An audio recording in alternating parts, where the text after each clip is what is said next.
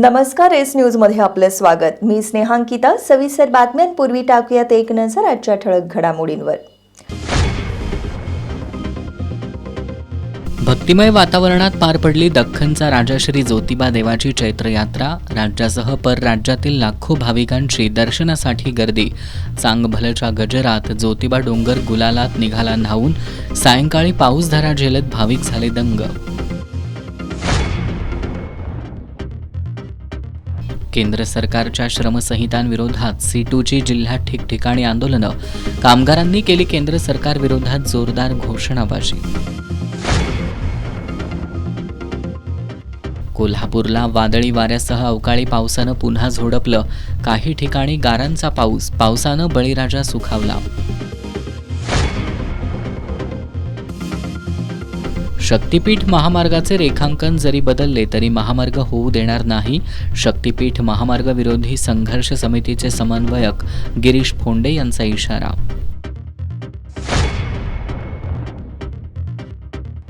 आणि शाहूवाडी पोलीस ठाण्याच्या हद्दीत गोवा बनावटीच्या मद्य तस्करीवर LCBची मोठी कारवाई।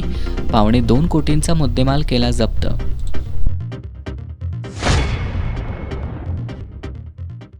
नमस्ते, मी काडसिद्धेश्वर स्वामीजी, सिद्धगिरी संस्थान कणेरी मठ, आपणा सर्वांना आमंत्रण देण्यासाठी मी आता उपस्थित आहे। सिद्धगिरी मठावर म्हणजे कणेरी मठावर तारीख 31 मार्च ते 4 एप्रिल पर्यंत अखिल भारतीय स्तरावरील कारागिरांचा एक महामेला आयोजित केलेले आहे। सिद्धगिरी कारागीर महाकुंभ म्हणून खूप साऱ्या गोष्टींची इथे महासंगम आहे। कारागिरांच्या महासंगमासाठी आपण सर्वांनी जरूर पाहायला यावं।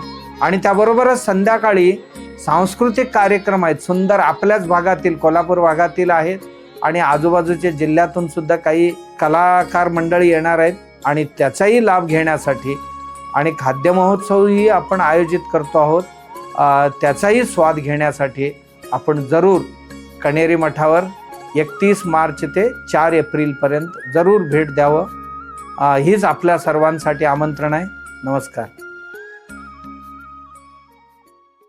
हे आहे GTPL SPN डिजिटल नेटवर्क आणि आपण पाहत आहात चॅनल एस।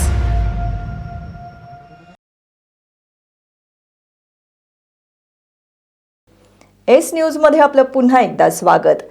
चांगभलच्या गजरात आणि गुलाल खोबऱ्याची उधळण करत दख्खनचा राजा श्री ज्योतिबाची चैत्र यात्रा आज मोठ्या उत्साहात पार पडली। सुमारे 8 ते 10 लाख भाविकांनी आज श्री ज्योतिबाचं दर्शन घेतलं। चैत्र यात्रेनिमित्त आज ज्योतिबा देवाची सालंकृत सरदार रूपात बैठी पूजा बांधण्यात आली होती। दख्खनचा राजा श्री ज्योतिबा देवाची आज मुख्य चैत्र यात्रा। पहाटे 3 वाजता मंदिरात घंटानाद करून आजच्या मुख्य यात्रेला सुरुवात झाली। चैत्र पौर्णिमेच्या दिवशी होणारा शासकीय महाअभिषेक मोजक्याच लोकांच्या उपस्थितीत करण्यात आला। त्यानंतर दुपारी 12:30 वाजता मंत्री शंभूराज देसाई यांच्या हस्ते सातारा जिल्ह्यातील इनाम पाडळ या 1 नंबर सासनकाठीचं विधिवत पूजन करून सासनकाठ्यांच्या मिरवणुकीला सुरुवात करण्यात आली। यावेळी जिल्हाधिकारी अमोल येडगे, जिल्हा पोलीस अधीक्षक योगेश कुमार गुप्ता, अप्पर पोलीस अधीक्षक अण्णासाहेब जाधव, जिल्हा परिषदेचे मुख्य कार्यकारी अधिकारी S कार्तिकेयन, प्रांताधिकारी समीर शिंगटे, देवस्थान समितीचे सचिव शिवराज नायकवडी, तहसीलदार माधवी शिंदे, गटविकास अधिकारी सोनाली माडकर, ज्योतिबा देवस्थानचे व्यवस्थापक धैर्यशील तिवले आणि इतर मान्यवर उपस्थित होते। आजच्या यात्रेसाठी महाराष्ट्राबरोबरच इतर राज्यातून सुद्धा लाखो भाविक ज्योतिबा डोंगरावर दाखल झाले होते। गुलाल आणि खोबऱ्याची उधळण करत हलगीच्या निनादात सासनकाठी नाचवत लाखो भाविक यात्रेत दंग झाले होते।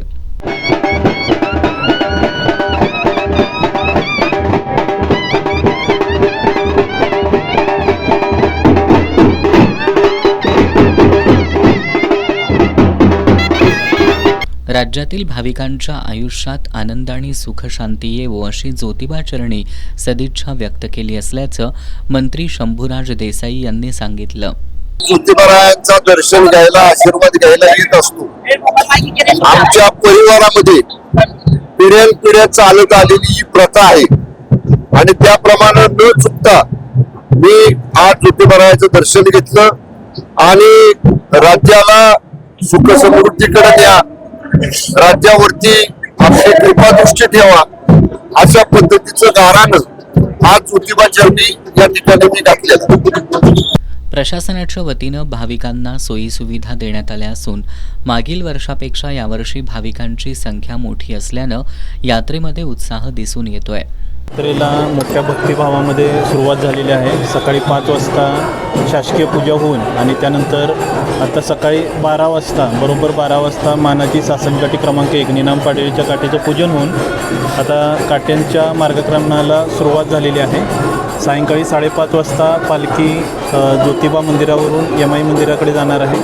तर लाखो भाविक आता ज्योतिबा डोंगरावरती आहेत. प्रशासनाकडून पार्किंग सुविधा असेल, वैद्यकीय सुविधा असेल, या सर्व सुविधा सर्व अशासकीय संस्थांच्या मदतीने भाविकांना दिल्या जात आहेत आणि खूप मोठा उत्साह भाविकांमध्ये आपल्याला दिसतोय आणि मागच्या वर्षीपेक्षा जास्त गर्दी यावेळी यात्रेमध्ये आपल्याला दिसून येत आहे. दरम्यान दुपारी 3:30च्या सुमारास विजांच्या कडकडाटासह पावसानं हजेरी लावल्यानं भाविकांची काही काळ तारांबळ उडाली. चैत्र यात्रेनिमित्त आज ज्योतिबा देवाची सालंकृत सरदारी रूपात बैठी पूजा बांधण्यात आली होती.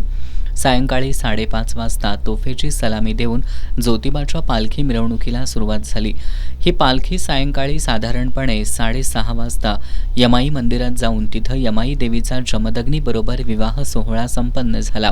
यावेळी पालखीवर गुलाल खोबऱ्याची उधळण करत भाविकांनी पालखीचं दर्शन घेतलं.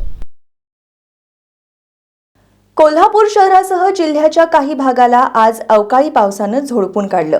वादळी वारा आणि विजांच्या कडकडाटात सुमारे तासभराच्या पावसामुळं सर्वत्र पाणीच पाणी झालं. काही ठिकाणी गारांचा पाऊस झाला. वाऱ्यामुळं राजेंद्रनगरात घरांवरील पत्रे उडाले. कोल्हापूर जिल्ह्यात आज सकाळपासूनच उन्हाच्या झळा वाढत होत्या. दुपारनंतर मात्र वातावरणात बदल झाला. दुपारी 3 वाजता अचानक ढग दाटून आले. 3:30च्या सुमारास कोल्हापूर शहरात वादळी वारा आणि विजांच्या कडकडाटात पावसाला सुरुवात झाली. काही ठिकाणी गारांचा पाऊस झाला. वाऱ्यामुळे राजेंद्रनगर परिसरातील घरावरील पत्रे उडाले. काही ठिकाणचा विद्युत पुरवठाही खंडित झाला होता. सुमारे पाऊण तासाच्या पावसानं सगळीकडे पाणीच पाणी केलं. या पावसामुळं हवेत गारवा निर्माण झाला होता. जिल्ह्याच्या ग्रामीण भागालाही अवकाळी पावसामुळे झोडपून काढलं. करवीर तालुक्यातील पश्चिम भागात ढगांच्या गडगडाटासह मुसळधार पाऊस झाला. या परिसराला गेल्या काही दिवसांपासून पावसानं हुलकावणी दिली होती. मात्र आज झालेल्या पावसामुळे शेतकरी सुखावलाय. राज्यात आणि गोकुळमध्ये सत्ताधारी महायुती असूनही गोकुळच्या अवसायानात काढण्यात आलेल्या तब्बल 1200हून अधिक दुग्ध संस्थांना मतदानाच्या अधिकारापासून वंचित ठेवलं जात असल्याचा आरोप मनसेनं केलाय. यावर शासनानं तात्काळ निर्णय घ्यावा, अन्यथा कोल्हापुरात मनसे स्टाईलनं तीव्र आंदोलन छेडण्याचा इशारा देण्यात आलाय. सहकारी संस्था दुग्धचे सहाय्यक निबंधक प्रदीप मालगावे यांना या मागणीचं निवेदन देण्यात आलं. गोकुळच्या अवसायनात काढण्यात आलेल्या तब्बल 1200हून अधिक दूध संस्थांना मतदानाच्या अधिकारापासून वंचित ठेवलं जात असल्याचा आरोप मनसेनं केलाय. यामुळे या संस्थांच्या अभिव्यक्ती स्वातंत्र्यावर गदा येत असून या संस्था इतर खासगी कंपन्यांकडे वळण्याचा धोका निर्माण झालाय. दररोज सुमारे 2,27,000 लिटर दूध अमूलसारख्या कंपन्यांकडे वळू शकतं. यामुळे गोकुळचं मोठं आर्थिक नुकसान होण्याची शक्यता आहे. गेल्या 5 वर्षात अनेक दुग्ध संस्था अवसायनात जात असताना गोकुळ प्रशासन आणि संचालकांनी दुर्लक्ष केल्याचा आरोपही करण्यात आलाय. 50 लिटरपेक्षा कमी दूध पुरवठा करणाऱ्या संस्थांना अपात्र ठरवण्याच्या निर्णयावरही मनसेनं तीव्र आक्षेप घेतलाय. गोकुळकडून योग्य दर न मिळाल्यामुळेच दूध पुरवठा कमी झाल्याचा दावा करण्यात आलाय. लंपीसारख्या साथीच्या आजाराच्या काळात संस्थांना आधार देण्याऐवजी त्यांना बंद करण्याचा प्रयत्न होत असल्याचा आरोप ही भूमिका निषेधार्ह असल्याचं मनसेने स्पष्ट केलंय. निवडणुकीपूर्वी सर्व दुग्ध संस्थांना मतदानाचा अधिकार देण्यात यावा, तसंच निवडणुकीनंतर त्यांच्या अडचणींचा सखोल अभ्यास करून ठोस उपाययोजना कराव्यात, अशी मागणी मनसेनं केली आहे. राज्यात आणि गोकुळमध्ये सत्ताधारी महायुती असून 1200हून अधिक संस्थांना न्याय मिळत नसल्याबद्दल नाराजी व्यक्त करत शासनानं तात्काळ निर्णय घ्यावा, अन्यथा मनसे स्टाईलनं तीव्र आंदोलन छेडण्याचा इशाराही देण्यात आलाय. सहकारी संस्था दुग्धचे सहाय्यक निबंधक प्रदीप मालगावे यांना या मागणीचं निवेदन देण्यात आलं. यावेळी मनसेचे जिल्हाध्यक्ष राजू दिंडोरले, शहराध्यक्ष प्रसाद पाटील, अभिजित पाटील, निलेश धुम्मा, अमित पाटील, राजू पाटील, निलेश आसगावकर, संजय चौगुले यांच्यासह मनसेचे कार्यकर्ते उपस्थित होते. हातकणंगले तालुक्यातील भादोले शिगाव रस्त्यावर आज दुपारी एका टेम्पोनं अचानक पेट घेतला. पेठवडगाव नगर परिषदेच्या अग्निशमन दलाच्या जवानांनी आग आटोक्यात आणली, मात्र या आगीत टेम्पोचा पुढील भाग जळून खाक झाला. हातकणंगले तालुक्यातील मौजे वडगाव इथल्या रियाज हजारी यांनी 4 महिन्यांपूर्वी छोटा टेम्पो विकत घेतला होता. आज सांगली जिल्ह्यातील बागणी इथून शिरोलीकडे भाड्यासाठी टेम्पो निघाला होता.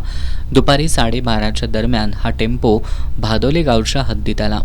त्यावेळी इंजनमधून अचानक धूर येऊ लागला. त्यामुळे चालकानं प्रसंगावधान राखून रस्त्याकडेला टेम्पो थांबवला, मात्र अचानक आगीनं रौद्ररूप धारण केलं. या घटनेची माहिती मिळताच पेठवडगाव नगर परिषदेच्या अग्निशमन दलाचा बंब घटनास्थळी दाखल झाला. अग्निशामक दलातील जवानांनी आग आटोक्यात आणली, त्यामुळे मोठं नुकसान टळलं. मात्र आगीमुळे संपूर्ण वायरिंग, इंजन आणि टेम्पोचा पुढील संपूर्ण भाग जळून खाक झाला. पेठवडगाव पोलिसांनी घटनेचा पंचनामा केला. स्थानिक गुन्हे अन्वेषण शाखेच्या वतीनं शाहूवाडी पोलीस ठाण्याच्या हद्दीत गोवा बनावटीच्या मद्य तस्करीवर मोठी कारवाई करण्यात आली आहे. या कारवाईत संशयित संतोष पेटकर याला ताब्यात घेऊन त्याच्याकडून एकूण 1,79,00,000 रुपये किमतीचा मुद्देमाल जप्त करण्यात आलाय. या प्रकरणी शाहूवाडी पोलीस ठाण्यात गुन्हा दाखल करण्यात आलाय. कोल्हापूर जिल्ह्यामध्ये अलीकडच्या काळात गोवा बनावटीच्या मद्याचं प्रमाण वाढलं होतं. या अनुषंगानं कोल्हापूर जिल्हा पोलीस प्रमुख योगेश कुमार गुप्ता यांनी अवैध व्यवसायाचं उच्चाटन करण्याच्या सूचना पोलिसांना दिल्या होत्या. यानुसार स्थानिक गुन्हे अन्वेषण शाखेचे पोलीस निरीक्षक सुशांत चव्हाण यांनी पथक नेमून तपास सुरू केला. या पथकातील पोलीस अंमलदार सुरेश पाटील यांना बातमीदाराकडून गोवा बनावटीचं मद्य घेऊन नेरले ते बांबवडे रोडनं कोल्हापूरच्या दिशेनं येत असल्याची माहिती मिळाली. यानुसार पथकानं सापळा रचत कापशी गावच्या हद्दीत ट्रक थांबवून चौकशी केली. यामध्ये संशयित ट्रक चालक संतोष बंडू पेटकर यानं माहिती देण्यास टाळाटाळ केली. त्यामुळे संशय बळावल्यानं ट्रकची तपासणी केली असता यामध्ये गोवा बनावटीचं मद्य आढळून आलं. या कारवाईत 1,64,06,220 रुपयांचं मद्य आणि टाटा ट्रक असा एकूण 1,79,06,220 रुपयांचा मुद्देमाल जप्त करण्यात आलाय. सागर वाघ आणि PSI शेष मोरे यांच्या पथकातील सुरेश पाटील यांना माहिती मिळाली की एक MS 2756 क्रमांकाचा ट्रक हा गोवा बनावटीची दारू घेऊन मलकापूर मार्गे, कराड मार्गे मध्य प्रदेश येथे जाणार आहे. ती माहिती मिळाल्यावर आपण या टीमनं सापळा रचला. त्या ट्रकला आपण पकडलं. संतोष पेटकर नावाचा त्याच्यावर चालक होता, त्याला आपण ताब्यात घेतलं. ट्रक उघडून पाहिला असता सनकिक आणि गोवा या 2 ब्रँडची साधारण 1,64,00,000 रुपयाची दारू त्या ट्रकमध्ये मिळून आली आहे. तसेच 15 लाखाचा ट्रक असा एकूण 1,79,00,000चा मुद्देमाल आपण जप्त केलेला आहे आणि शाहूवाडी पोलीस ठाणे येथे दारूबंदी कायद्यान्वये गुन्हा दाखल केलेला आहे. आता पुढील तपास करीत आहोत. संशयित आरोपी संतोष पेटकर याच्याकडे अधिक चौकशी केली असता हा ट्रक मध्य प्रदेश इथल्या असीम अब्दुल्ला शेख यांनी दिला असून त्याच्या सांगण्यावरून ही वाहतूक करण्यात येत होती. यानुसार मध्य प्रदेशमध्ये शोध घेऊन संशयित असीम अब्दुल्ला शेख याला सुद्धा ताब्यात घेण्यात आलं. या दोघांविरोधात शाहूवाडी पोलीस ठाण्यात महाराष्ट्र दारूबंदी कायद्यान्वये गुन्हा दाखल करण्यात आलाय. या कारवाईत सहाय्यक पोलीस निरीक्षक सागर वाघ, पोलीस उपनिरीक्षक शेष मोरे, पोलीस अंमलदार सुरेश पाटील, रामचंद्र कोळी, रुपेश माने, विनोद कांबळे, संजय पडवळ, अमित सरजे, अरविंद पाटील, अरुण धनगर आदींचा सहभाग होता. कुरुंदवाड नगरपालिकेच्या सर्वसाधारण सभेत आज काही काळ गदारोळाचं वातावरण निर्माण झालं होतं. कृष्णा घाट परिसरातील माती तसंच शहरातील इतर ठिकाणाहून मुरुम कुणी नेले यावरून विरोधक आणि सत्ताधारी यांच्यात आरोप प्रत्यारोप रंगले. त्यानंतर मात्र वातावरण निवळत सभेसमोरील विषयपत्रिकेवरील एकूण 21 विषयांना मंजुरी देत सभा खेळीमेळीच्या वातावरणात पार पडली. कुरुंदवाड नगरपालिकेच्या नगराध्यक्षा मनीषा डांगे यांच्या अध्यक्षतेखाली पालिका सभागृहात आज सर्वसाधारण सभा झाली. सभेच्या सुरुवातीलाच विरोधी नगरसेवक तानाजी आलासे, दीपक परीट आणि विशाल पाटील यांनी कृष्णा घाट परिसरातील माती चोरी, कचरा डेपोतील शेड हटवणे आणि औद्योगिक वसाहतीतील माती मुरूम याबाबत प्रश्न उपस्थित केले. या मुद्द्यांवरून सभागृहात काही काळ तणावपूर्ण वातावरण निर्माण झालं.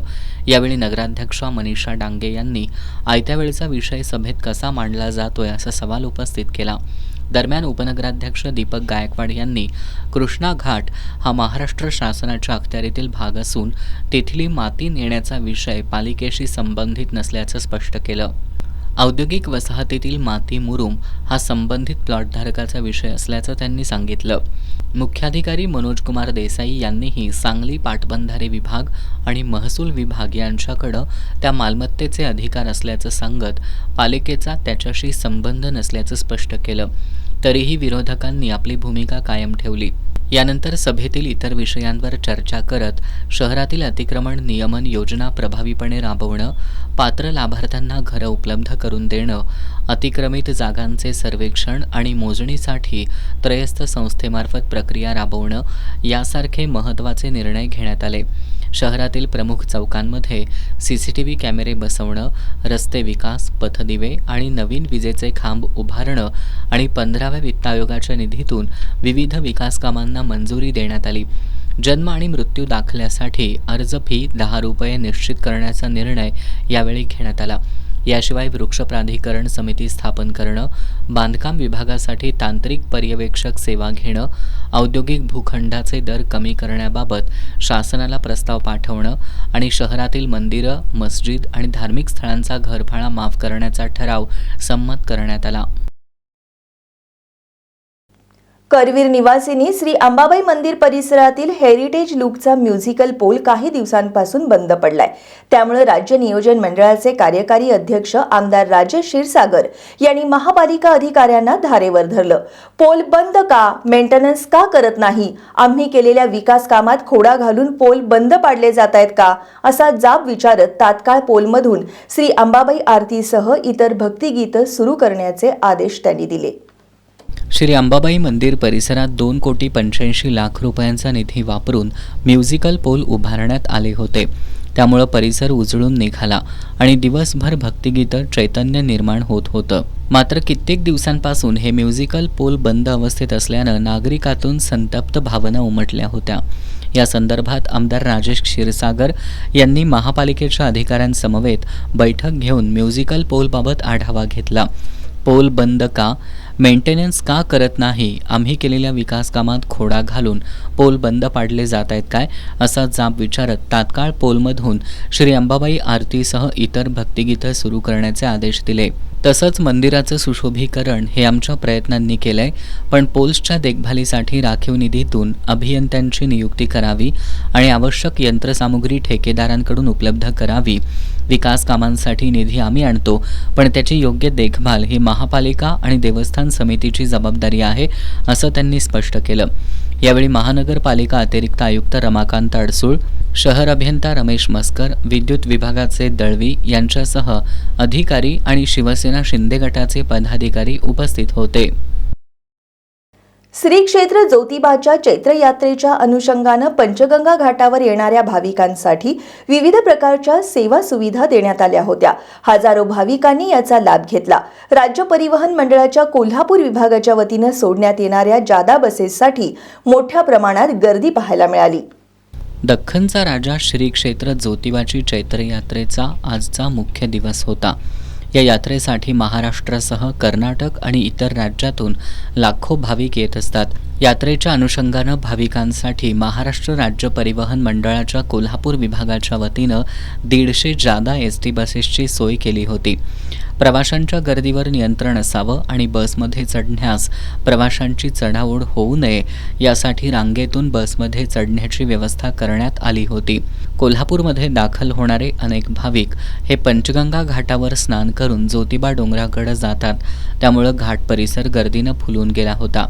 या ठिकाणी भाविकांना कोणत्याही प्रकारची गैरसोय होऊ नये याची खबरदारी घेण्यात आली होती. शिवाजी चौक तरुण मंडळाच्या वतीनं मोफत अन्नछत्र उपक्रम राबवण्यात आला होता. या अन्नछत्राचा हजारो भाविकांनी लाभ घेतला.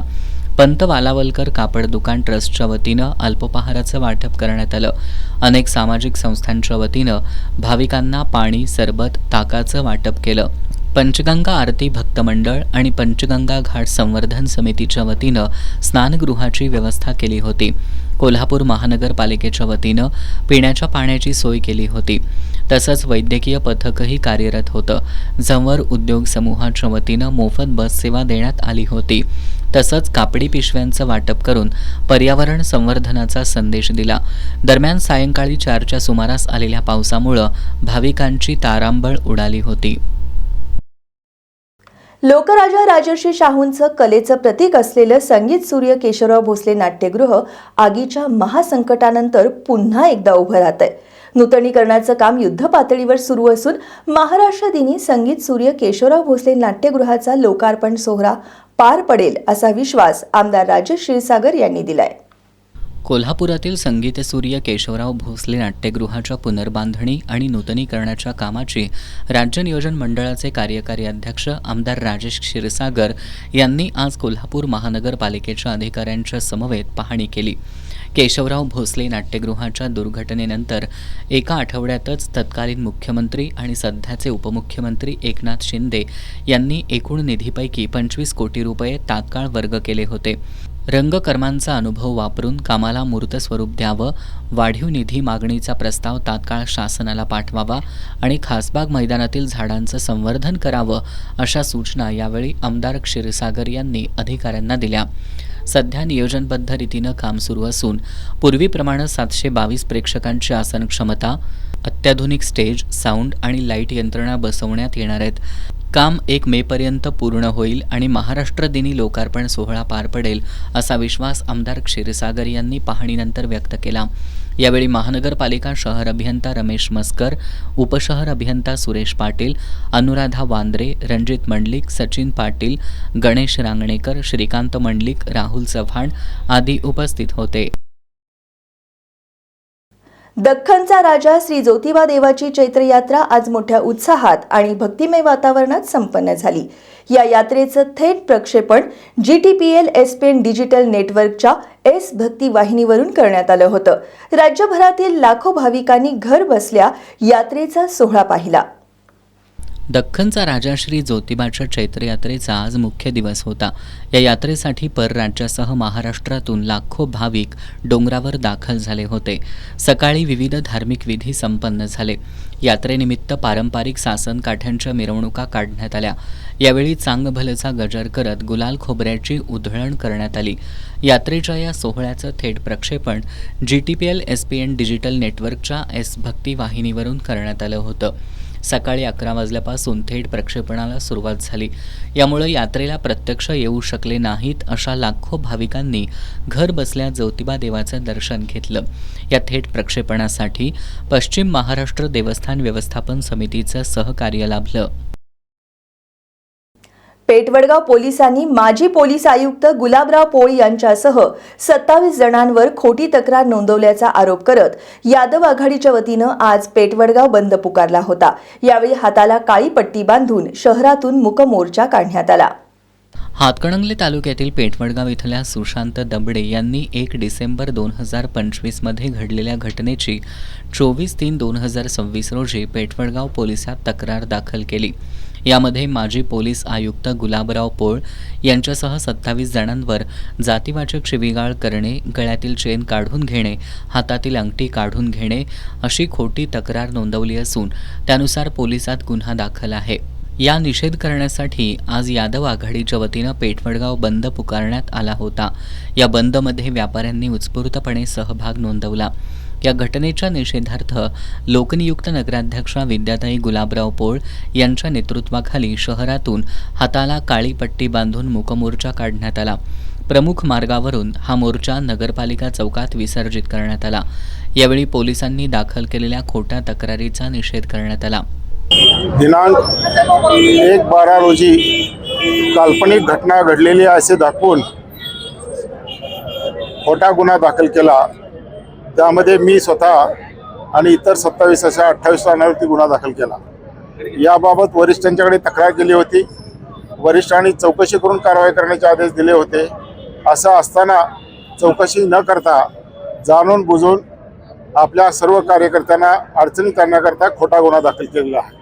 याचा निषेध करण्याकरता आज वडगाववासीय विशेषतः महिला आणि पुरुषांनी मोठ्या संख्येने मूक मोर्चात सहभागी होऊन आणि त्याचप्रमाणे वडगाव नगरीच्या सर्व नागरिकांनी वडगाव बंद करून हा गोष्टीचा निषेध व्यक्त केलेला आहे। यातून कमीत कमी पोलीस स्टेशनच्या अधिकाऱ्यांना सुबुद्धी प्राप्त होईल अशी मला आशा आहे। त्याचप्रमाणे वरिष्ठ अधिकाऱ्यांनी सूचना दिल्या होत्या, त्यानुसार काय कारवाई झाली न झाली या संदर्भात परत वरिष्ठांच्याकडे तक्रार केली जाणार आहे आणि यामध्ये जे दोषी निष्पन्न होतील त्यांच्याविरुद्ध कारवाई करावी अशी आमची मागणी राहणार आहे।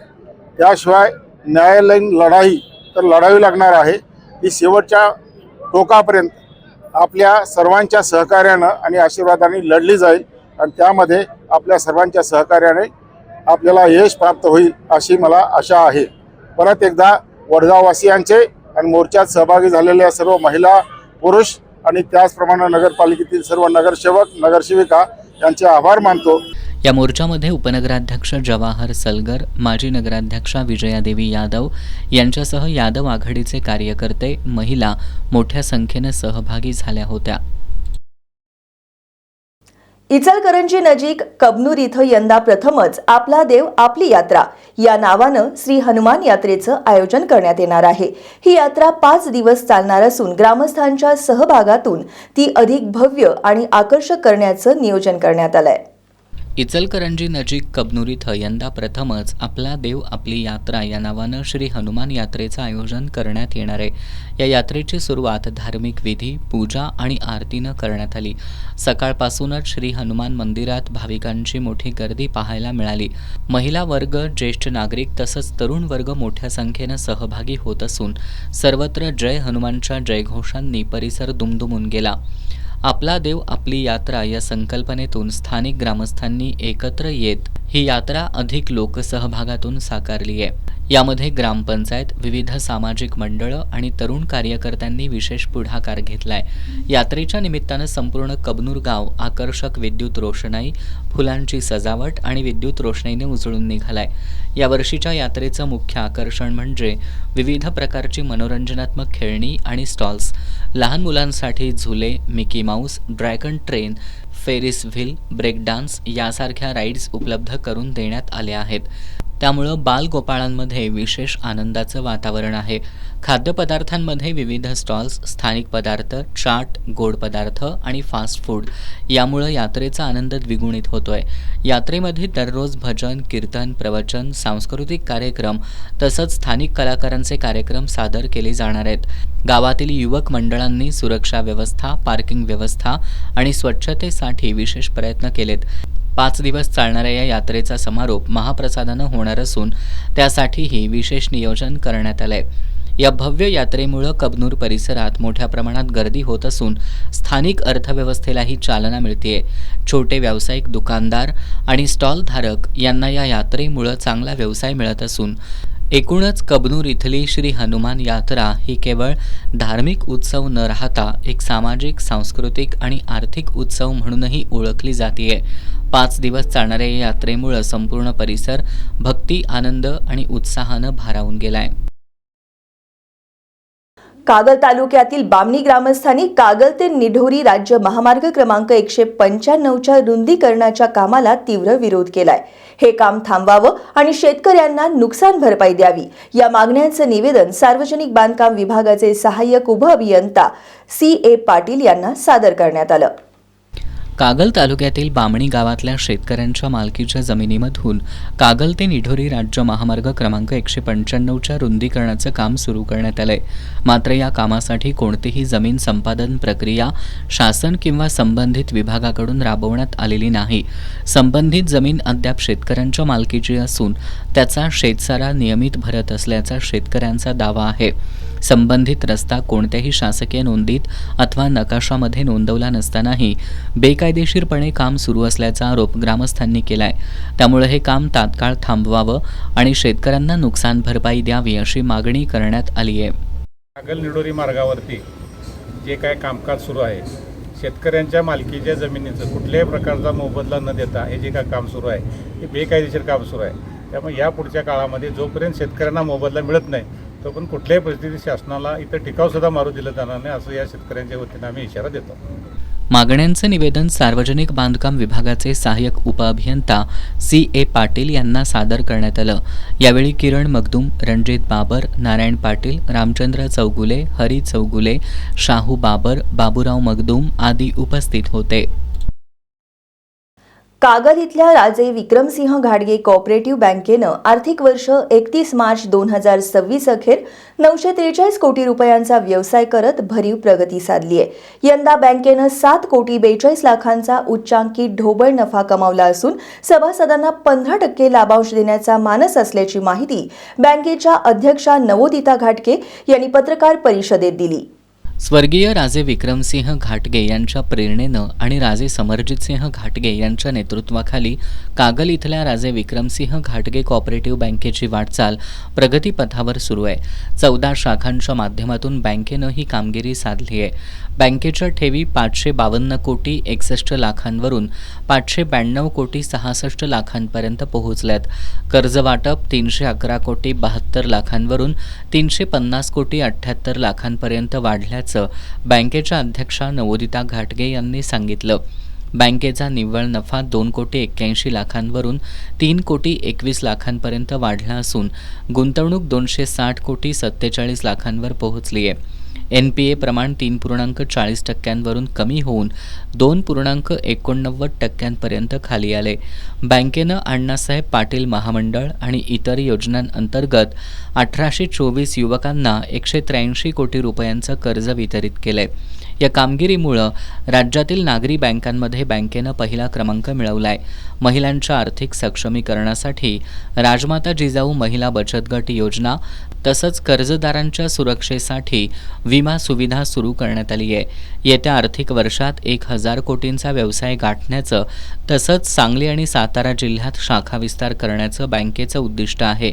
बँकेवरील ठेवीदारांचा विश्वास आणि सर्वांच्या सहकार्यामुळं ही प्रगती शक्य झाल्याचं अध्यक्षा घाटगे यांनी सांगितलं. पत्रकार बैठकीला बँकेचे उपाध्यक्ष रवींद्र घोरपडे, मुख्य कार्यकारी अधिकारी अरुण पाटील यांच्यासह सर्व संचालक उपस्थित होते. राधानगरी तालुक्यातील चक्रेश्वरवाडी ग्रामपंचायतीच्या उपसरपंचपदी छाया सागर कुसाळे यांची बिनविरोध निवड करण्यात आली. 2.5 वर्षांपूर्वी चक्रेश्वरवाडी ग्रामपंचायत पंचवार्षिक निवडणूक बिनविरोध झाली होती. ग्रामस्थ आणि गटनेत्यांच्या बिनविरोधाच्या ठरलेल्या समझोत्यानुसार आजची निवडही बिनविरोध झाली. राधानगरी तालुक्यातील राजकीयदृष्ट्या संवेदनशील असलेल्या चक्रेश्वरवाडी ग्रामपंचायतीच्या स्थापनेपासून सर्व निवडणुका मोठ्या राजकीय ईर्षेनं झाल्यात. या राजकीय ईर्षेमध्ये गटातटाच्या वादातून गावचं मोठ्या प्रमाणात आर्थिक, सामाजिक, शैक्षणिक नुकसान झाल्याचं लक्षात आल्यानंतर 2023च्या ग्रामपंचायत निवडणुकीत सर्व गटप्रमुख आणि ग्रामस्थांनी एकत्रित येत ग्रामपंचायत निवडणूक बिनविरोध केली. ठरलेल्या समझोत्यानुसार मावळत्या उपसरपंच कमल शिर्के यांनी आपल्या पदाचा राजीनामा दिल्यानं उपसरपंच पद रिक्त होतं. आज सरपंच सदाशिव भांदिगरे यांच्या अध्यक्षतेखाली झालेल्या निवड सभेत छाया सागर कुसाळे यांचा एकमेव अर्ज दाखल झाल्यानं त्यांची ग्रामपंचायत अधिकारी दीपक पाटील यांनी निवड बिनविरोध घोषित केली. या सभेला सागर कुसाळे, भरत सावरे, ताई नरके, वनिता नरके, कमल शिर्के आदी ग्रामपंचायत सदस्य उपस्थित होते. यावेळी झालेल्या सत्कार सभेत सरपंच सदाशिव भांदिगरे, तुषार करपे, दयानंद बारड यांनी शुभेच्छा देत ग्रामविकासाचा आढावा घेतला. याप्रसंगी हलगी ताशाच्या गजरात, गुलालाच्या उधळणीत चक्रेश्वर मंदिर ते माळवाडीपर्यंत मिरवणूक काढण्यात आली. यावेळी समर्थकांनी फटाक्यांची आतषबाजी करत गुलालाची उधळण केली. मिरवणुकीदरम्यान महिलांनी औक्षण केलं. याप्रसंगी माजी सरपंच साताप्पा नरके, A.P. कुसाळे, साताप्पा मान्याप्पा नरके, शंकर नरके, बंडोपंत कुसाळे, शंकर कुसाळे, माजी तंटामुक्त अध्यक्ष दिलीप कुसाळे, पांडुरंग कुसाळे, महादेव कुसाळे, राजेंद्र कुसाळे, युवराज कुसाळे, युवराज शिर्के, पांडुरंग शिर्के, बळवंत कुसाळे, रंगराव वाघणेकर, पांडुरंग करपे यांच्यासह तरुण मंडळाचे कार्यकर्ते आणि ग्रामस्थ उपस्थित होते. केंद्र सरकारच्या श्रमसंहितांविरोधात सीटूच्या वतीनं आज जिल्ह्यात ठिकठिकाणी आंदोलनं करण्यात आली. यावेळी कामगारांनी जोरदार घोषणाबाजी करत केंद्र सरकारच्या कामगार विरोधी धोरणांचा निषेध केला. केंद्र सरकारनं 44 कामगार कायदे रद्द करून 4 श्रमसंहिता लागू करण्याचा निर्णय घेतलाय. या श्रमसंहितांमुळे कामगारांच्या संघटना स्थापन करणं कठीण होणार आहे. तसंच मालकांकडून कायद्याचं उल्लंघन वाढण्याची शक्यता व्यक्त करण्यात आली आहे. नवीन संहितांमुळं कामाचे तास 8 वरून 12 ते 16 तासांपर्यंत वाढू शकतात. संपाचा अधिकार मर्यादित होईल. कायम नोकरीची हमी कमी होणार असून सामाजिक आणि आरोग्य सुविधांवर परिणाम होण्याची भीती व्यक्त करण्यात येते. त्यामुळे देशातील 10 केंद्रीय कामगार संघटना, विविध क्षेत्रीय फेडरेशन्स आणि संघटनांच्या संयुक्त मंचनं एप्रिल 2026 मध्ये काळा दिवस पाळण्याचं आवाहन केलंय. त्यानुसार आज जिल्ह्यात सीटूच्या वतीनं ठिकठिकाणी आंदोलन करण्यात आलं. या 4 श्रमसंहितांची अंमलबजावणी तात्काळ थांबवण्यात यावी या मागणीसाठी सेंटर ऑफ इंडियन ट्रेड युनियन्सच्या वतीनं इचलकरंजीतील गांधी पुतळ्यानजीक जोरदार आंदोलन करत निषेध व्यक्त करण्यात आला. केंद्र सरकार कामगारांचे हक्क कमी करण्याचा प्रयत्न करत असल्याचा आरोप यावेळी केला. कागल तहसील कार्यालय परिसरात कॉम्रेड शिवाजी मगदूम यांच्या नेतृत्वाखाली आंदोलन करण्यात आलं. यावेळी कामगारांनी जोरदार घोषणाबाजी करत केंद्र सरकारच्या कामगार विरोधी धोरणांचा निषेध करून तीव्र निदर्शनं करण्यात आली. तहसीलदार अमरदीप वाकडे यांना मागण्यांचं निवेदन देण्यात आलं. कोल्हापूर महानगरपालिकेच्या KMT उपक्रमाचा 64वा वर्धापन दिन आज मोठ्या उत्साहात साजरा करण्यात आला. वर्धापन दिनानिमित्त KMTच्या शास्त्रीनगरमधील यंत्रशाळेमध्ये महापौर रूपा राणी निकम यांच्या हस्ते ध्वजवंदन करण्यात आलं. कोल्हापूर महानगरपालिकेच्या KMT उपक्रमाच्या 64व्या वर्धापन दिनानिमित्त KMTच्या शास्त्रीनगरमधील यंत्रशाळेमध्ये महापौर रूपा राणी निकम यांच्या हस्ते ध्वजवंदन करण्यात आलं. यावेळी KMT उपक्रमाचे संस्थापक स्वर्गीय श्रीपतराव बोंद्रे यांच्या पूर्णाकृती पुतळ्याला महापौर निकम यांच्या हस्ते पुष्पहार अर्पण करून अभिवादन करण्यात आलं. यावेळी परिवहन समिती सभापती सत्यजित जाधव, आयुक्त आणि परिवहन व्यवस्थापक के मंजुलक्ष्मी यांनी KMT कर्मचाऱ्यांना वर्धापन दिनाच्या शुभेच्छा दिल्या. या प्रसंगी कदमवाडीतील सुसंस्कार हायस्कूलच्या विद्यार्थ्यांनी झांज पथकाचं सादरीकरण केलं. या प्रसंगी स्थायी समिती सभापती विशाल शिराळे, महिला आणि बालकल्याण समिती सभापती कौसर बागवान, उपसभापती दीपा ठाणेकर यांच्यासह परिवहन समिती सदस्य तसंच जनसंपर्क अधिकारी संजय इनामदार उपस्थित होते. आता टाकूयात एक नजर महत्त्वाच्या घडामोडींवर संक्षिप्त स्वरूपात. फास्ट न्यूजचे प्रायोजक गोकुळ. बाळ, फ्रीजमधून श्रीखंड काढ ना. आम्ही पूर्वी घरीच बनवायचो श्रीखंड. त्याची चवच वेगळी होती. आता काय सगळं रेडीमेड. आजी, हे श्रीखंड खाऊन बघ. आज तुझ्या आईनं घरीच बनवलं की काय? हे आहे गोकुळचं श्रीखंड. अगदी जिभेवर रेंगाळणार. जिभेवरच नाही तर मनावरही रेंगाळणार. गोकुळ श्रीखंड, मनावर रेंगाळणार. भोंदूबाबा अशोक खरातला दणका, न्यायालयानं सुनावली 14 दिवसांची न्यायालयीन कोठडी. शरीर सुखासाठी मुलीला पाठव, 10,000 रुपये देतो, कोठडीतील आरोपी महिलेकडं पोलिसाची मागणी. अकोला पोलीस ठाण्यातील प्रकार, गृहविभागात खळबळ.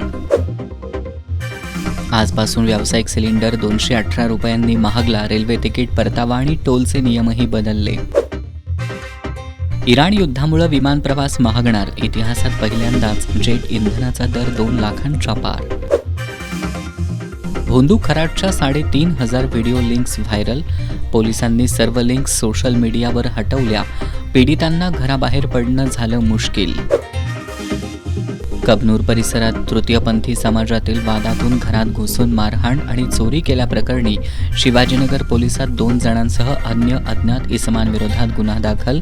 वैशाली विजय बागडी यांनी दिली होती फिर्याद. चालकाचं नियंत्रण सुटल्यानं 4चाकी वाहनानं काही दुचाकींना पाठीमागून धडक दिली. यामध्ये दुचाकीवरील दोघांना किरकोळ दुखापत झाली. आज दुपारी कोल्हापुरातील मिरजकर तिकटी ते बिंदू चौक दरम्यान हा अपघात झाला. कोल्हापुरातील मिरजकर तिकटी ते बिंदू चौक या एकेरी मार्गावर नेहमीच वाहनांची वर्दळ असते. आज दुपारी मिरजकर तिकटीहून बिंदू चौकाकडे जाणाऱ्या 4चाकी वाहनावरील महिला चालकाचं नियंत्रण सुटलं. त्यामुळे 4चाकीची 2 दुचाकी आणि एका 4चाकीला पाठीमागून धडक बसली. यामध्ये दुचाकीवरील दोघांना किरकोळ दुखापत झाली. सुदैवानं 4चाकीचा वेग कमी असल्यानं सायबर चौक सारख्या दुर्दैवी अपघाताची पुनरावृत्ती टळली. अपघात झाल्यानंतर बघ्यांची मोठी गर्दी झाल्यानं वाहतूक कोंडी झाली होती. अखिल भारतीय आंतरविद्यापीठ कनोईंग आणि कयाकिंग स्पर्धांचं शिवाजी विद्यापीठामार्फत सांगली इथं आयोजन करण्यात आलंय. 5 ते 8 एप्रिल या कालावधीत कृष्णा नदीमध्ये होणाऱ्या या स्पर्धेत देशभरातील 40 विद्यापीठांमधील 685 क्रीडापटूंचा सहभाग असणार आहे, अशी माहिती शिवाजी विद्यापीठाचे प्रभारी कुलगुरू डॉक्टर सुरेश गोसावी यांनी पत्रकार परिषदेत दिली. भारतीय विद्यापीठ महासंघ आणि शिवाजी विद्यापीठ यांच्या संयुक्त विद्यमानं अखिल भारतीय आंतरविद्यापीठ कनोईंग आणि कयाकिंग स्पर्धांचं आयोजन करण्यात आलंय. पुरुष आणि महिला या दोन्ही विभागात या स्पर्धा होणार आहेत.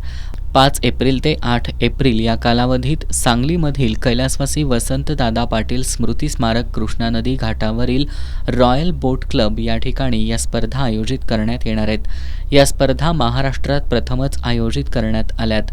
त्यामुळं शिवाजी विद्यापीठाच्या शिरपेचात मानाचा तुरा रोवला जाणार आहे, अशी माहिती शिवाजी विद्यापीठाचे प्रभारी कुलगुरू डॉक्टर सुरेश गोसावी यांनी पत्रकार बैठकीत ऑनलाईन संबोधित करताना दिली. या स्पर्धेत देशभरातील 40 विद्यापीठांमधून 687 पुरुष आणि महिला खेळाडू सहभागी होणार आहेत.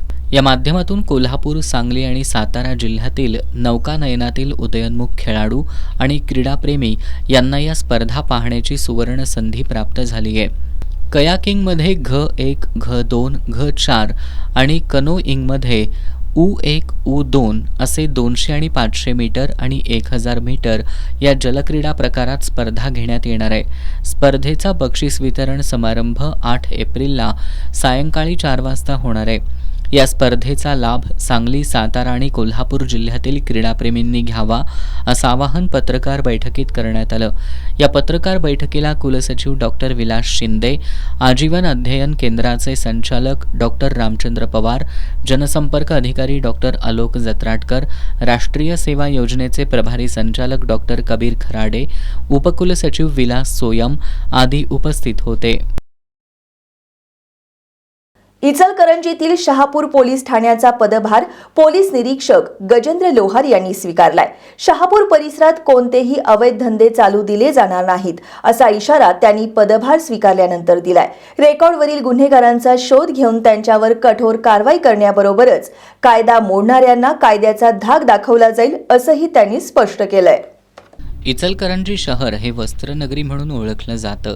मात्र गेल्या काही दिवसांपासून शहरात गुन्हेगारीचं प्रमाण वाढल्याचं दिसून येत आहे. शहापूर पोलीस ठाण्याचे निरीक्षक सचिन सूर्यवंशी यांची बदली राधानगरीला झाल्यानंतर कोल्हापूर विशेष शाखेतील पोलीस निरीक्षक गजेंद्र लोहार यांनी शहापूर पोलीस ठाण्याचा पदभार स्वीकारलाय.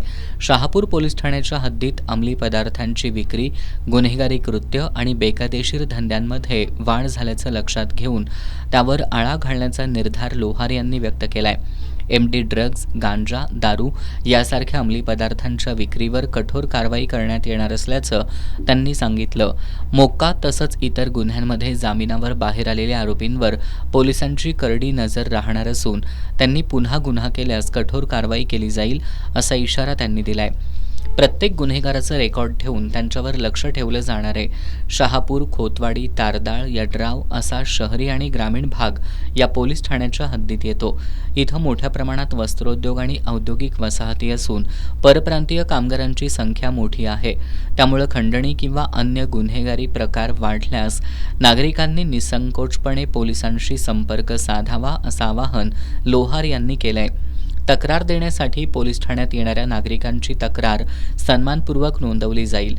जर एखाद्या पोलीस कर्मचाऱ्यानं तक्रार दाखल करण्यास टाळाटाळ केली तर त्याच्यावरही कठोर कारवाई केली जाईल, असं त्यांनी स्पष्ट केलं.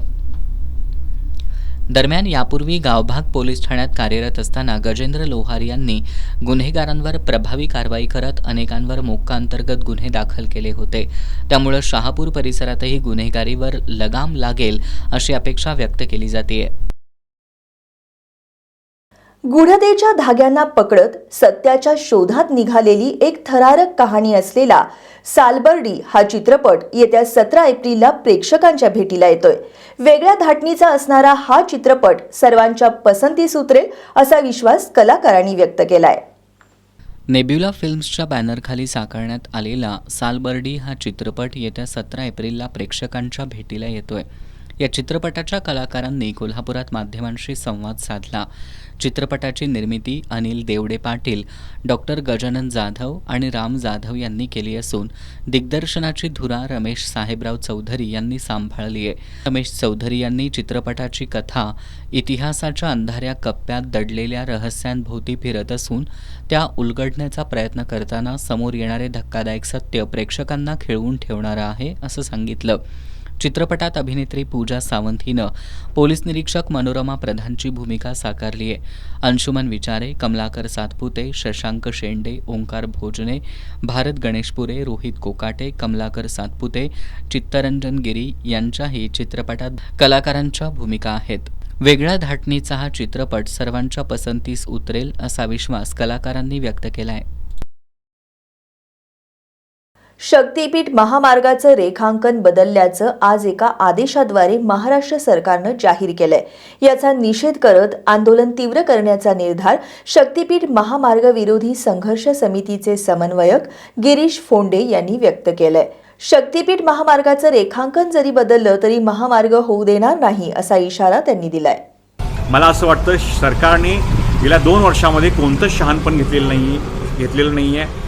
शेतकऱ्यांच्या आंदोलनाला मंत्र्यांना सामोरं जावं लागतं आहे. अनेक सत्ताधारी पक्षातलेच जे आमदार आहेत हे आंदोलनामध्ये सहभागी होत आहेत आणि या GRमध्ये तरी सरकारने 1 एप्रिलच्या उल्लेख केलेला आहे की सर्व मंत्री व लोकप्रतिनिधींना विश्वासात घेऊन चर्चा करून ही नवीन अलाइनमेंट आणलेली आहे. तर मग जे शेतकऱ्यांच्या आंदोलनामध्ये येऊन बसतात किंवा शेतकरी ज्यांना भेटतात तेव्हा ते सांगतात की आम्हाला या महामार्ग काही माहीत नाही, म्हणजे ते आमदार खोटे बोलत आहेत किंवा सरकार तरी खोटं बोलतं आहे.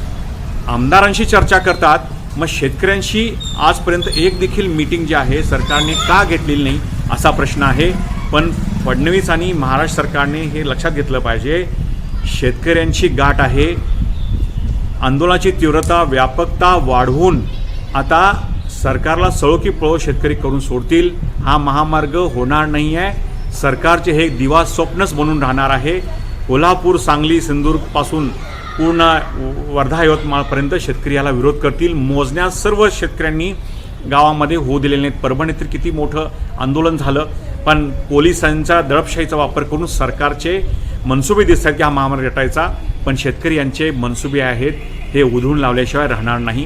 हा इशारा आम्ही सरकारला आज देतोय. ज्योतिबा डोंगरावर आज चैत्र यात्रे दिवशी अवकाळी पाऊस पडला. ज्योतिबाच्या चैत्र पौर्णिमेच्या दिवशी होणाऱ्या पालखी सोहळ्यावर पाऊस पडतोच अशी भाविकांची भावना आहे. पण गेल्या काही वर्षात चैत्र यात्रेला पाऊस पडला नव्हता. मात्र आजच्या पावसानं भाविकांनी सकाळी उधळलेला गुलाल सायंकाळी वरुणराजानं धुवून काढला. श्री ज्योतिबाच्या चैत्र यात्रेसाठी लाखो भाविक ज्योतिबा डोंगरावर उपस्थित होते. आज सकाळपासूनच ज्योतिबा डोंगरावर प्रचंड उष्मा जाणवत होता. दुपारी 12 वाजल्यापासून आकाशात ढग जमायला सुरुवात झाली, तर दुपारी 3 वाजण्याच्या सुमाराला पावसाला सुरुवात झाली. सुरुवातीला तुरळक प्रमाणात पाऊस पडला आणि थांबला, पण सायंकाळी 4 वाजण्याच्या सुमारास ढगांच्या गडगडाटासह आणि सोसाट्याच्या वाऱ्यासह मोठ्या पावसाला सुरुवात झाली. विजांचाही कडकडाट झाल्यानं भाविकांमध्ये काही काळ भीतीचं वातावरण निर्माण झालं होतं. पाऊस पडून गेल्यानंतर पालखी सोहळ्यावेळी वातावरणात गारवा निर्माण झाला. यात्रा झाल्यानंतर गुलाल धुवायला पाऊस पडतो अशी भाविकांची श्रद्धा आहे, पण यावेळी ऐन यात्रेतच पाऊस पडल्यामुळं मंदिर आणि परिसरात गुलालाचं पाणी वाहत होतं. या पावसात सुद्धा भाविक ढोल ताशांच्या आणि हलगीच्या ठेक्यावर भान हरपून नाचत होते. शेवटी पुन्हा एक नजर आजच्या ठळक घडामोडींवर. भक्तिमय वातावरणात पार पडली दख्खनचा राजा श्री ज्योतिबा देवाची चैत्र यात्रा. राज्यासह परराज्यातील लाखो भाविकांची दर्शनासाठी गर्दी. चांगभलच्या गजरात ज्योतिबा डोंगर गुलालात निघाला न्हावून. सायंकाळी पाऊसधारा झेलत भाविक झाले दंग. केंद्र सरकारच्या श्रमसंहितांविरोधात C2ची जिल्ह्यात ठिकठिकाणी आंदोलनं. कामगारांनी केली केंद्र सरकारविरोधात जोरदार घोषणाबाजी. कोल्हापूरला वादळी वाऱ्यासह अवकाळी पावसानं पुन्हा झोडपलं. काही ठिकाणी गारांचा पाऊस. पावसानं बळीराजा सुखावला. शक्तिपीठ महामार्गाचे रेखांकन जरी बदलले तरी महामार्ग होऊ देणार नाही. शक्तिपीठ महामार्ग विरोधी संघर्ष समितीचे समन्वयक गिरीश फोंडे यांचा इशारा. आणि शाहूवाडी पोलीस ठाण्याच्या हद्दीत गोवा बनावटीच्या मद्य तस्करीवर एलसीबीची मोठी कारवाई. 2.25 कोटींचा मुद्देमाल केला जप्त.